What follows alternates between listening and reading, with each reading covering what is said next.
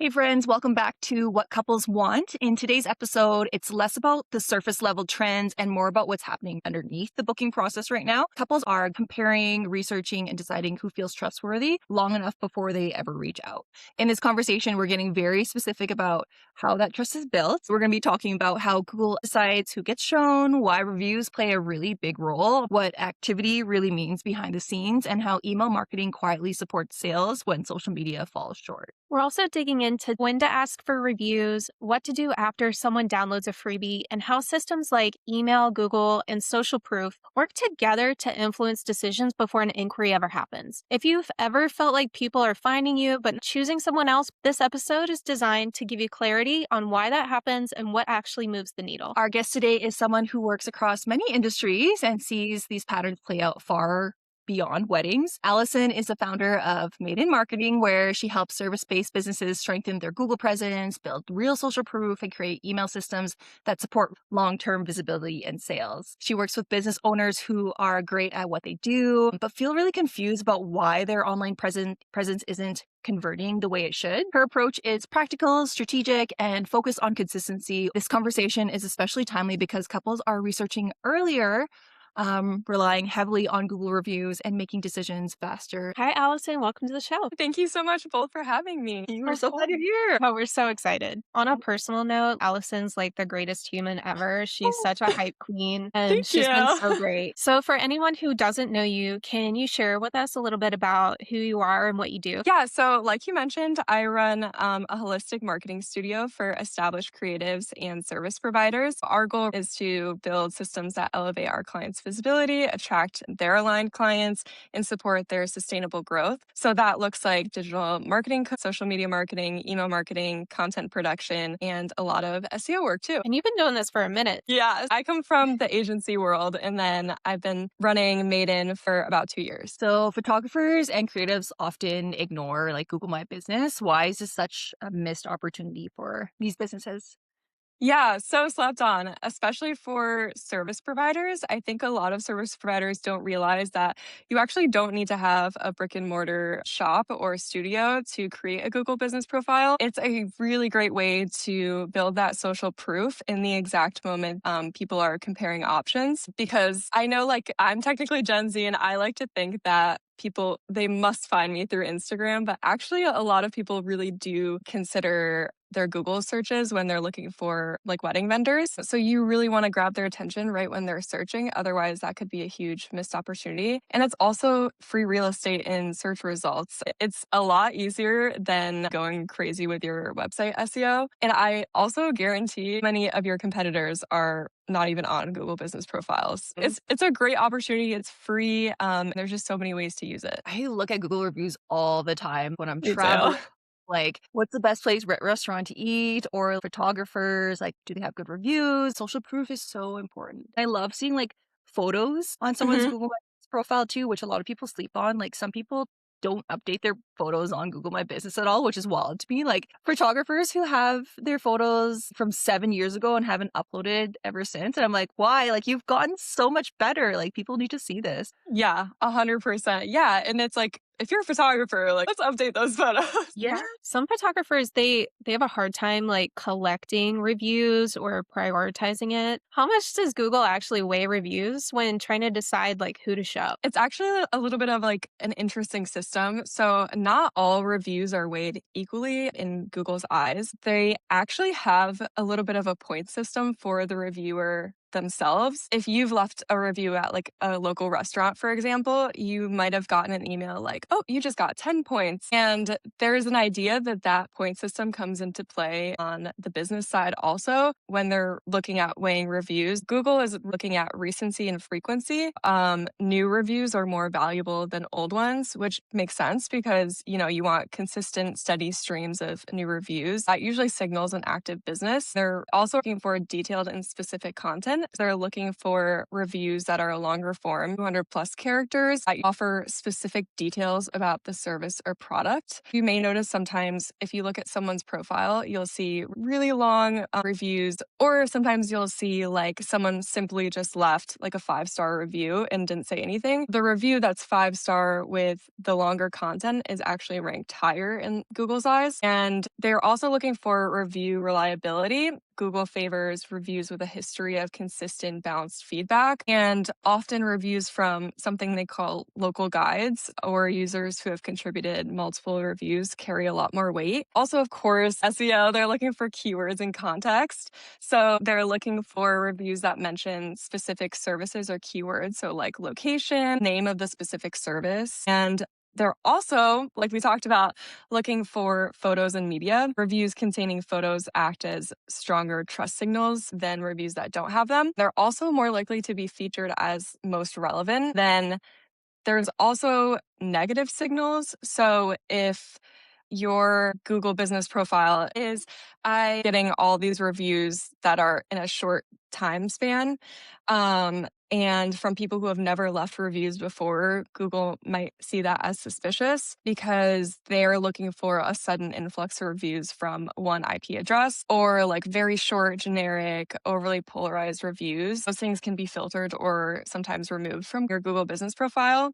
All of these things are important because, like you both know, AI platforms pull Google Business Profile reviews when they are providing answers because they're seen as trustworthy. So even if you see all these things and you're like, oh, I need to get reviews that are weighed higher than others, in the end, just try to get all the reviews you can because from a human perspective, you're more likely to hire someone with 10 great reviews than one great review, even if technically they're weighed differently. So very long answer, but yes, Google weighs them differently. From a human perspective, just get the reviews. That's so interesting because I leave like Google reviews for businesses all the time, but I didn't know how long the review mattered as well too. Mhm. Sometimes I'll leave like 2, 3 sentences. I'm like, okay, that's good. But like, if I really like the service, I should probably be putting like that full 200 character and photos. I didn't even think about that. Yeah. Yeah, Huh. and it actually can work out in your favor. It sometimes will advise my clients, especially those who are in the wedding industry. If you've worked with really great vendors that you really want to work with again, leave them a review first because it's, like the nice thing to do. But also, especially if you're someone like a wedding photographer, leave the review, leave your photos. There's a higher possibility that someone would see that review, decide to Mm. hire that vendor, and then also hire you because they saw you left a review. So then who knows, maybe you get to work with some of your really great preferred vendors that way. And it's just the nice thing to do. So Yeah. many things to go off of what you just said. Oh my gosh, so many tidbits. One thing that the last thing that you just said about like leaving reviews with photos, that's actually something that Kim and I told somebody a while ago. If you're a photographer or a vendor leaving a review for a venue and you leave photos attached with it, whenever people are searching up venues and they see that Google business profile of the venue with your photos, that's another way that you can get eyeballs without, having to pay for marketing. Yeah, 100%. Yeah, that also is a great reason to do it. A lot of business owners are afraid to respond to reviews, especially if they're negative. Why is responding to every review so important? Yeah. So one of the biggest reasons is it shows activity. But on top of that, also, if you think of this from a human perspective, your goal is to build relationship, and thanking someone publicly reinforces their positive experience. It just makes your client feel good. Like, yes, I wanted to know that you saw my glowing review and that you appreciate it, but also for an angry review or a review that maybe isn't so much in your favor, if you can think of your response not necessarily for that review, but for the future clients reading it, it kind of changes your perspective. So I tell clients this is not a space to be pulling out the receipts and trying to say, well, you said this, I did this. Not the time. That is something that can be handled through email. And I always tell my clients a really easy way you can respond to these reviews is using a script that's like, hello, so and so. I really take this seriously. I really value our relationship.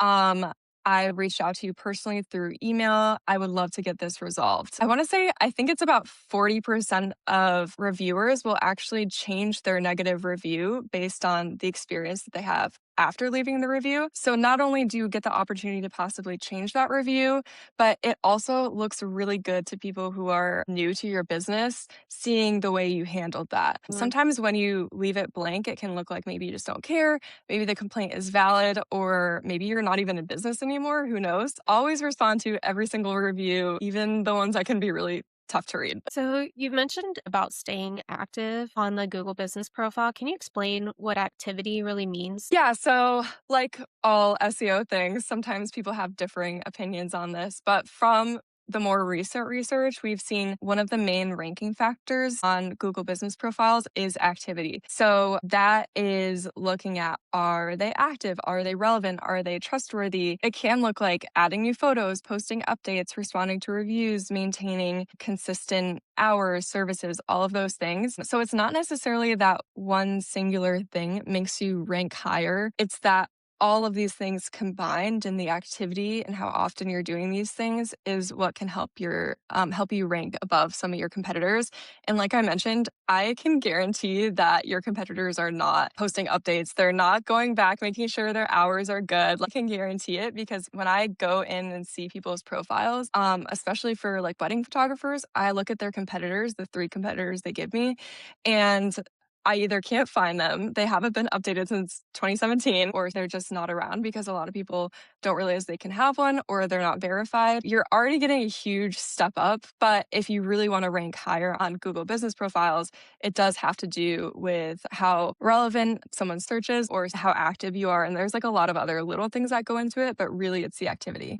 When you get those emails from Google on a holiday, you're like, "Are you open on this holiday?" Like, is that important to say yes Yes. or no even? Yes, very important, very important. Even if you're like, duh, I'm not open on Christmas, just check it, just check it. Do Because, something. yeah, because that is signaling activity to Google. And on the flip side, if you get an email from Google and they're asking you, like, this address valid? This is what we have for you. Is this where your business still resides? Are you still open? Please respond to that because I know of clients who did not respond to that and Google assumed they were closed or they weren't at that location anymore. It's really difficult to just get Google on the phone. So just respond to those emails even if you think it's not a big deal. And for some people who are photographers or solopreneurs, if they have 24 hours like on their working hours, is that not good to do? Should they be just setting like regular work hours? This is just a personal preference of mine, just because I've seen this work for my clients.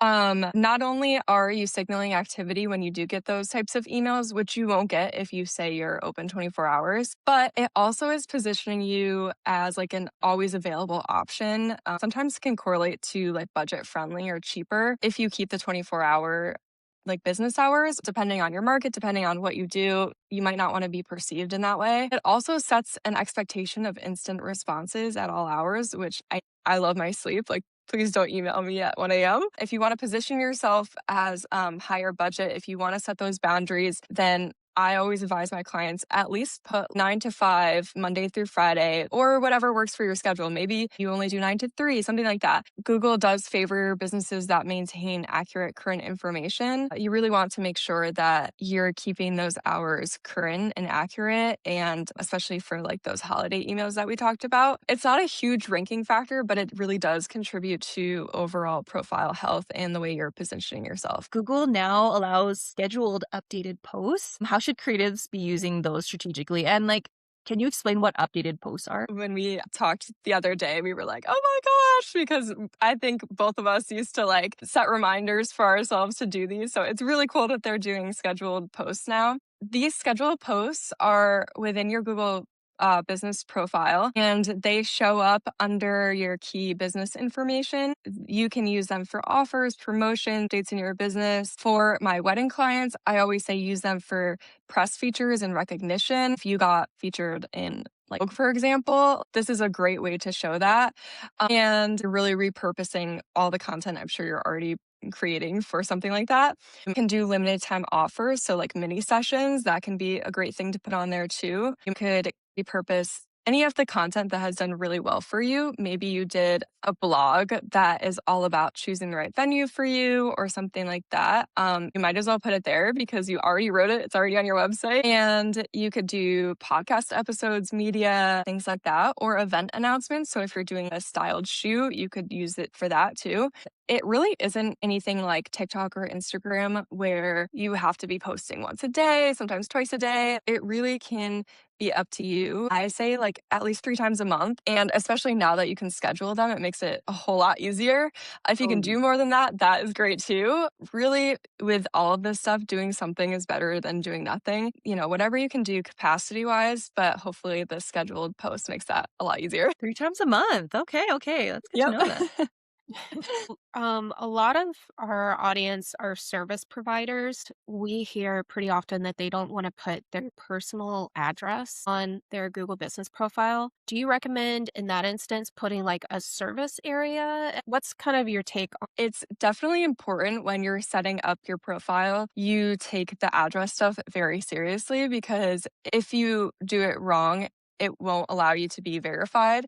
Like I know of someone who didn't want to use their home address, so they used their work address, except it's not their business. And there's already an existing business there. Google sees that as very suspicious. And because the name of your business, all of that stuff is not aligning with the business that's already there. Or if there is a business there, you won't be able to get verified. Essentially, your business just won't show. You really want to take that section seriously. And for all the service providers who don't have a location, it's important that you use your home address when you're setting it up, but then you can use the service areas and hide your home address to people who are viewing your profile.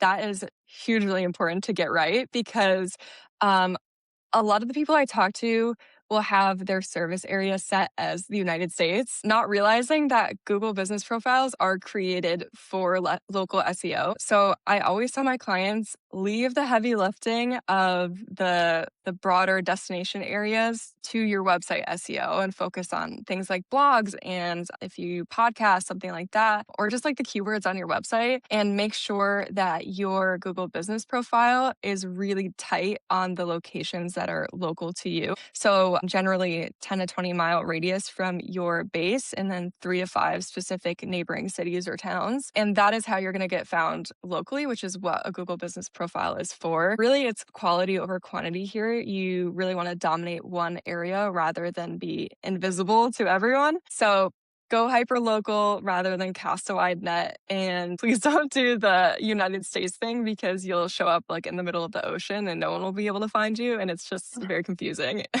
We're guilty of that. Yeah. Oh I was no, it's Yeah, okay. we It's have that. okay. We're going to change it today. Don't worry. Okay. Okay, so and then how much does being listed on a third-party directory actually matters for local authority? Like, what are the other ones? Not There's Like Wedding carrots and Wire. cake. yeah, carrots Yeah. and cake, all that. So, like, what's your take on that? Yeah, so those can be really great. I know some people have like mixed feelings on those, but if you decide to be on those platforms, it can be really great because Google business profiles will often pull in third-party reviews to display under like a reviews from the web section. And this actually isn't something you can do manually. It happens automatically when Google discovers and aggregates reviews from reputable sites. Zola, The Knot, Wedding Wire, all of those things can appear on your Google business profile. But like I said, it's not a manual thing. So you really need to make sure your business name, your address, your phone number, website URL, all of that stuff is consistent across all of your different profiles because otherwise Google won't know that you're tied to it.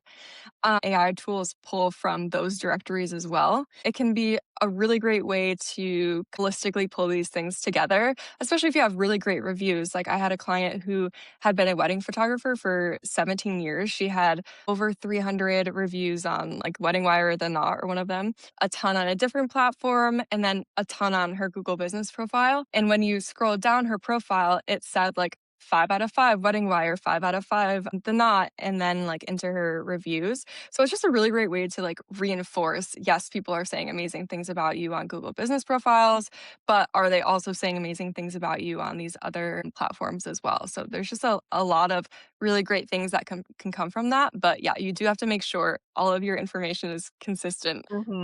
We tell them that all the time, like, make Yep. sure your brand name is, like, the exact same, like, do not stray away from it, and I've seen, like, Google My Business profiles that have, like, the knot and wedding wire, like, under their profiles. I'm like, "That looks so good." Mhm. It's like, it helps out their business so much. Yeah, absolutely. Like we mentioned earlier, a lot of people have difficulty in getting reviews. What's kind of the timing that you would suggest on when they should ask for that? Yeah, so this can be tricky, especially for people in the wedding industry, because I think there's like typically a lot of emotion tied to these things. So you just want to be cognizant and careful about when you're asking, because if you ask them too early, maybe they haven't experienced your full value yet. So if you ask them before the wedding, what are they going to give a review on? If you ask them too late, like maybe 5 or 6 months after their wedding, that excitement maybe has kind of faded and you're just another task that they have to do. So you really want to strike when emotion is highest. So right after they've seen results. For example, wedding photographers, maybe that's when you deliver like the wow moment. Maybe that's your sneak peeks, maybe that's the full gallery, and you're asking then because you can almost guarantee that someone will give you a review because you've just delivered them the wow moment. So, whatever that wow moment looks like in your business, if you can identify what yours is specifically, that is typically when it makes sense to ask for that review. I always feel like it's a little bit difficult especially for photographers, because you're delivering the gallery maybe, like, 2 months after. Mhm. So, like, I don't know. I feel like some brides are like, "Oh, I'm so, like, impatient." So it's, like, really Yeah. hard when, like, the needle is hot. Is that what it says? Is that the saying? The iron. The The iron. iron's hot. Oh. You when the iron is hot. So that's always difficult, but I think the sneak peeks would work really well for people like that too. Yeah, for Yeah. sure. And also, like, I wouldn't recommend asking the night of the wedding because typically couples Um, have a lot on their minds and that you're yeah, just it's going to so be difficult. something forgotten. So, yeah, sneak peeks can be really good. But yeah, just whenever someone is like, having that wow moment. And I think too, if you're going around asking for reviews at the wedding, that could be a negative sentiment against you because it's all from the same like Wi-Fi or same location that these reviews are coming from, right? Oh, I actually didn't think about that. Yeah, maybe. I just think it's like maybe not the best look to do anyway. Hmm. Yeah, I But know yeah, like maybe. in retail they tell you like turn off the Wi-Fi if you're gonna leave a review while you're in the store. I didn't know that. Okay, good to Really? know. Yeah. Yeah. Can you walk us through your ideal 3 email review request flow just in case someone's like, "Okay, well, how do I approach asking for a testimonial?" Because like, sometimes it can get a little awkward. Yeah. Oh, yeah, 100%.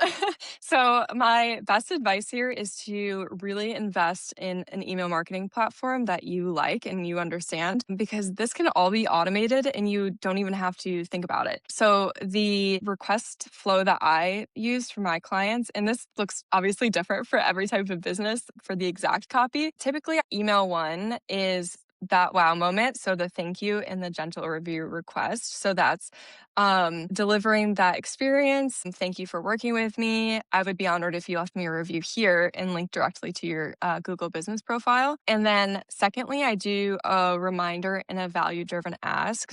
Um, I would be honored if you left me a review here because this helps me serve couples in this way. And then typically I do an email three, which is a last call and a gratitude. A misconception about Google business profiles is that when you're asking for a review, you can attach an incentive, but it actually goes against Google's terms of service and they will pick up on it. And it's also just not a great look. It makes you look a little bit dishonest. So you can't necessarily ask for a review in return for something. But what you can do is you can time this third email. For example, if you send like client thank you boxes or client thank you gifts, you can make sure this is timed so that you are asking for that last review opportunity. And then also say something like, P.S., keep your eyes peeled for something special in the mail or something like that. Because if you think about it, you are asking for the review and offering something. But even if someone doesn't leave you a review, they're still receiving what you're sharing. So it doesn't go against Google's terms of service. And then once they finish that workflow, or if they leave you a review, say like in the first email,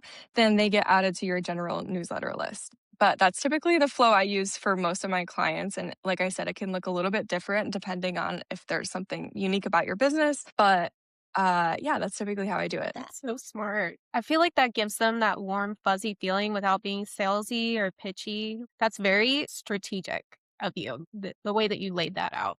Thank you. Yeah. And I know some people get really, really uncomfortable with the three requests, but like, especially in the wedding industry, people are just coming back from planning their wedding for a year or 2 years, who knows. It's important that you stay top of mind and realize that, life gets busy, people get busy. Typically, if they don't leave you a review, it's not a malicious thing. It's just that they forgot. And within these emails, you can also say, and I actually encourage my clients to say, if there's any feedback you can provide me, I would love it, because this gives someone an out if they didn't have the best experience or there was a misalignment of expectations.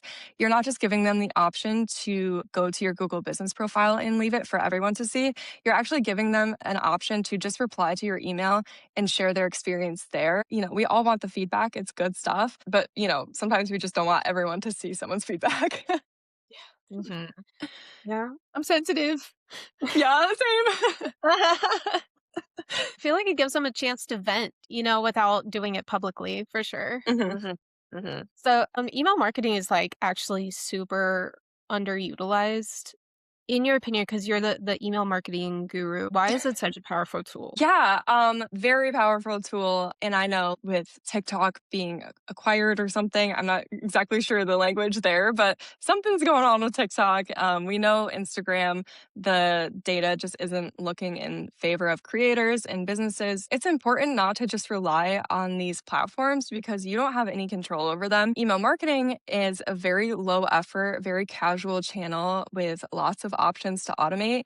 And you also completely own your list. So when someone gives you their email address, you are able to download that in typically like an Excel spreadsheet, and you can switch platforms. You can keep that for later. Of course, you have to get those emails ethically. You can't just buy a list or something, but it is something that you own in comparison to something like Instagram or TikTok. It's very, very personal. So inbox is a personal space. You're invited in. You can use that as a way to pre-qualify leads, because if someone is inviting you into their inbox, there's a higher chance that they're more invested in what you do or possibly buying from you than if they just follow you on Instagram. We all know sometimes a follow is just a casual, oh, I just want to see what you have to offer. Typically, signing up for someone's newsletter or email marketing list is someone who's very interested in what you do. So you can pre qualify leads that way. You can also pre qualify them with how they engage with your emails. You can see if someone clicks a specific link, if they choose to download something, all these things that you can't see on Instagram or with social media. It is also very community focused. You can really use this form of marketing to cultivate relationships, which we know for the wedding industry and for service providers is hugely important because typically they're working directly with you. You really want to have that relationship before the day of their event or the service you're providing or whatever that looks like. So, if we were a photographer, how would you suggest email marketing to our clients? Is there kind of a one and done sort of scenario? What will you do? Yeah. So for someone like that, first, I always recommend for every single person, you need to have a welcome series. And this doesn't have to be something that's completely overthought. It can just be a few emails to welcome someone in. But it's really important that you have that set up and automated. You can use it in so many different ways. You can do things like mini sessions, wait lists. You can use it to just keep in touch with past clients, especially if you are someone who does more than wedding photography. If you're someone who does branding, family, lifestyle, all of those things, there's a huge chance that someone from a wedding client from 5 years ago will book with you again. It's just a matter of staying in front of them. So there's so many ways to use it, and there is a lot of ways you can automate. Like you can have a welcome series going, you can have a nurture series going, all of these different things. You can also put people in different buckets based on how they've interacted with you or what you know about them. For example, you can segment a group of people who have not booked with you versus a group of people who booked your mini session in 2023. Those are two different audiences, and typically you will have different messaging for them, which is like a nice perk of that because you can't have different messaging on social media platforms. It's just that everyone sees everything that you post. So true. Okay, so someone downloads a freebie and then what? Why is having a workflow after that so important? Yeah, so typically, like I just mentioned, that would be considered a welcome series. That is for people who have never interacted with you before, they've never joined your list. You can really make this freebie whatever you want. If you are, let me do a lifestyle photographer because I feel like they run into this. And you continually get clients who show up with their entire family and everyone's wearing stripes, and you're like, oh my gosh, I hate editing stripes. Like, stop. You can make a freebie that is a whole guide about, how to look cohesive in your family photos and your lifestyle photos, maybe some of your favorite brands, maybe past clients who have done this well with their families. Someone downloads that and then they get sent into a welcome series that introduces who you are, what you stand for, what booking with you looks like. Maybe you have a really great experience that's different from a lot of other people that can be integrated into there. And then next steps, like how do you actually book with me? The nice thing about any type of workflow is without it, you're really just collecting emails, which is great, but you don't have any information about who that person is except for their name. So you are not knowing, okay, they've interacted with me before, they're interested in this. Without those types of workflows or a welcome series, they know you exist, but they don't know how to become a client almost. Like you really need to nurture that. Without it, it's kind of like if you went on a date, you got ghosted, and then like 3 months later, they're like, will you marry me? You'd be like, what? I literally just met you and I don't even know you. It's almost like the same thing. So you definitely need to nurture that relationship, and those types of workflows are really how you do it. For anyone listening who wants to clean up their Google presence or build a smarter email system, where can they find you? And You can find me on my website, marketing.co. I was going through a rebrand for a minute, but I finished it. Um, It looks so good, by and the way. Oh my God, thank you. Or you can email me at hello@maidenmarketing.co. I have a on-time service for service providers and creatives who really need help with their Google business profile. And that is my Google business profile optimization and refresh. It's only $250. It's only going to be $250 till March 1st. And how it works is you choose your Monday, and then by Friday, I have made all the changes to your profile. You get a little offboarding guide that tells you how to maintain it, all of these different things, and then you're good to go. So I do that. And then you can also find all my other services on my website that are typically like retainer based. and you've helped a lot of people in the wedding industry as well, too, right? Yeah, wedding photographers, videographers, a lot of people in the wellness industry too. Very familiar with the wedding world. My partner used to be a wedding videographer for about 10 years. No I get way. it. Yep. 10 years. hmm Dang. Okay, okay. Aw. Awesome. Okay, so next section, we like just usually talk about like marketing and like what's Cool. going on. Are people like typing into ChatGPT? Actually, I was gonna ask you both, how are you finding like the what people are searching on like AI platforms? Like, how do you do that? So you actually like ask it what's going on, and it can't tell Oh, you like exactly the search logs, and we've tried accessing those, but it'll just tell you more of like couples are usually predictably typing in something like this, and their oh, that's so predictions. smart. Yeah. Yeah. But Okay. then occasionally, like for today's episode, like I did a deep research. So I had it look at like, market shifts and stuff like that. And sometimes, like week to week, the information's the same. So we try to find something new that we haven't talked about before. Oh, that's so smart. Oh my gosh, love that. Okay, so we're going to talk about what couples actually want. For this week, we're seeing that there's a lot of like general generational shifts here. Gen Z now represents 51% of engaged couples, which is surpassing millennials. Budget behavior differs sharply by the cohort. So 43% of Gen Z weddings are under $20,000, while 37% of millennials are spending over $40,000, which like checks out. Well, and this explains like we've been seeing that huge divide between people spending a lot of money and people not spending very much money with no real explanations. This really helps figure out exactly why there is that shift. Yeah. And especially like marketing shifts too. If millennials are just, yeah, we're not getting married, or Gen Zs are surpassing us, like how are you shifting your marketing to Gen Zs? Well, Allison is considered a Gen Z. So like, how do we Yeah. market to you? I think just like the experience of it. Like, I think I'm in an area where, for example, like wedding photographers, there is like so many. My partner and I are almost in that stage. So we're kind of thinking of like, okay, who offers a different experience and what does that look like? And then also like the security of it. Like, cause, being from somewhat this industry, I'm like, okay, do you have backups in case something goes wrong? Or what does that look like? So yeah, for me, and I can't speak for all Gen Z, but it's really the experience and then the security of it. See, a lot of people just like focus on the talent and that's pretty much it. But there's like so much more. Like, how are you going to make your client feel safe? We actually had a podcast episode with a photographer filmmaker last week. And he said the same thing. He's like, I'm creating content that allows for me to build trust. If something goes wrong, I'll take care of this, or need help planning this, I'll take care of that. And he's like, I've seen so much success from it. It's been amazing for me. So yeah, that's interesting. Green is dominating 2026 weddings. 53% of weddings this year are anticipated to incorporate green, especially sage tones, along with white, blush, burgundy, dusty blue, terracotta, rust, and champagne as secondary colors. Interesting. I like green.